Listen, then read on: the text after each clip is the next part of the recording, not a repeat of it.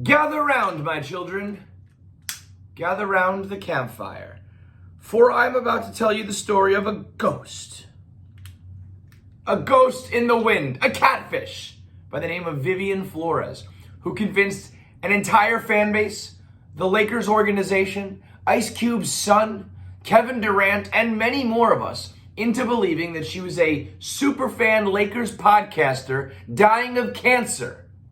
None of this was real, and Vivian doesn't even exist.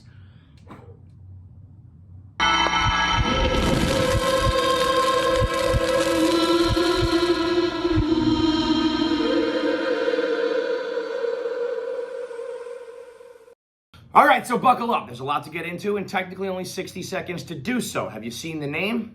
Yeah, today's gonna be more likely like the 11-minute man. So, meet Vivian. This is Vivian FLores. She went by Butterfly424 on Twitter. She's known in the Lakers world as a die-hard Lakers podcaster fanatic who is fighting cancer, which is important to note because as you go down the catfish route, you realize that all catfishers say they have cancer.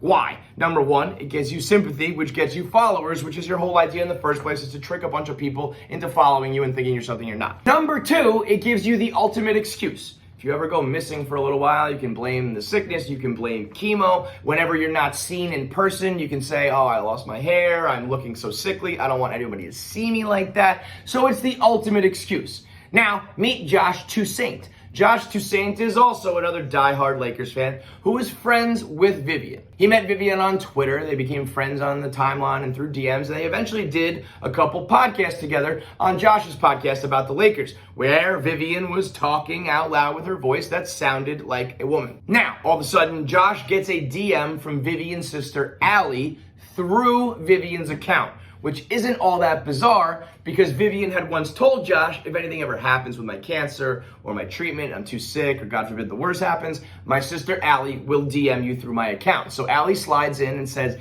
have you seen Vivian? She's gone missing. She tells him all about what she was wearing, where she was last seen, her final whereabouts. Josh takes to Twitter and blasts it out saying, oh my God, we gotta find our beloved Lakers diehard fan who's fighting against cancer. Now, O'Shea Jackson Jr., Ice Cube's son, he gets in the mix. He tweets it out being like, oh my God, find Vivian. The Lakers official account gets involved. The franchise is tweeting it out being like, we have to find Vivian. Josh himself says that he drove 2 hours from Van Nuys to Vivian's town to walk around in the 90-degree heat to try to find her. So that's what's going on over here in this corner of the internet. You got Vivian and Josh, and everyone's making a huge stink about this girl going missing and goes viral. Now, over here on this corner of the internet, another Lakers fan named Big Kings sees that Vivian is trending. He's like, hold up, wait a second, I've been catfished by that girl.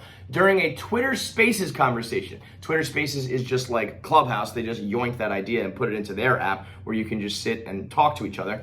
He's having a conversation with his buddies about catfishes. That was the name of the Twitter Spaces conversation. Catfishes. Kevin Durant slides in. He's known to catfish and have burners and mix it up on Twitter and social media. Anyway, so Kevin Durant and Big Kings are having a Twitter Spaces conversation, and Big King's buddy prods him to tell the story of the time that he was catfished by Vivian. He said he fell in love with her. They only talked on the timeline and through DMs. He would ask to meet up with her. She would say no. He would ask to FaceTime with her. She would say no. He deduced that he was being catfished, and by putting a couple of the pieces of the puzzle together, he thinks that Josh is playing the role of Vivian. Kevin Durant starts laughing at him and clowning him, being like, you don't have much experience with girls, huh? So it's a whole big thing now that Kevin Durant gets involved.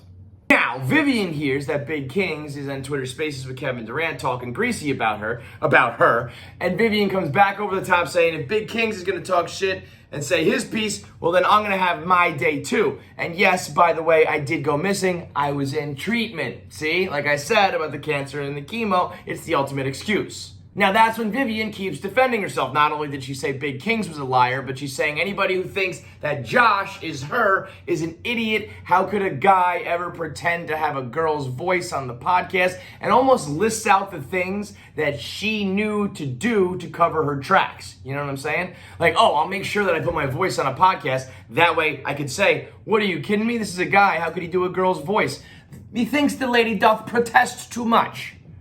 Enter Waleed. Waleed is another Twitter Lakers fan friend who's good friends with Josh. They actually met up in person, so you can see both of their faces while they say, nope, Josh is not Vivian. He's not playing the catfish role. She is a catfish. We all were duped, but no, it's not me. Josh, he's a real person. He's not Vivian. I'm a real person. I'm not Vivian. Now, some people are further speculating that Waleed might be playing the role of Vivian on Josh's podcast using a voice modulator, editing in post to make it sound like he was a girl. So now some people believe that Josh is Vivian. Some people believe that Waleed is playing Vivian. It's a two-man tag team tandem pretending to be Vivian, the hot Lakers fan podcaster fighting leukemia. And so that's about the long and short of it. Vivian, Josh, Ali, Waleed, O'Shea Jackson, Kevin Durant. What a wicked web we weave. I have no fucking idea why this story would even come to be. Like, why in the first place did Josh playing Vivian, or whoever is playing Vivian, decide to make up the story that she had gone missing?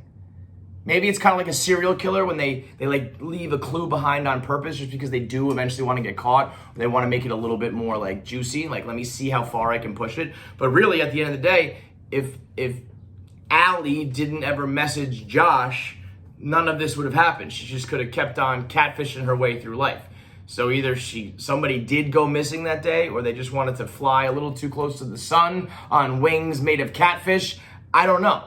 But if Allie doesn't DM Josh through Vivian's account, there's never a manhunt, which never includes O'Shea Jackson, which never makes the Twitter Spaces conversation about catfishing, which never includes Kevin Durant, which never forces this to go viral, which never forces Vivian to reply to Big Kings and then disappear off of Twitter, leading everyone to believe that it has to be Josh because the account disappeared while Josh and Waleed began defending themselves.